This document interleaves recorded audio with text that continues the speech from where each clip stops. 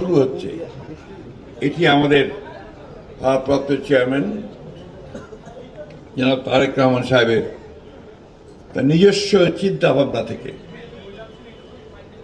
আমাদের বিএনপিকে তথা সবার আগে ছাত্রদলকে নতুন চিন্তার আলোকে তৈরি করা।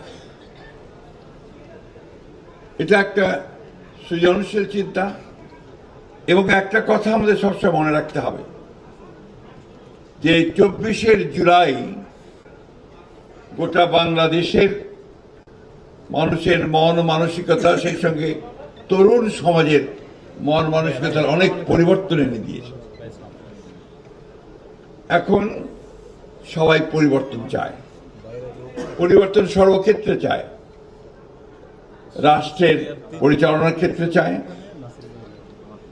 আমাদের চিন্তা ভাবনার মধ্যে চায় আমরা একটা নতুন বাংলাদেশ দেখতে চাই।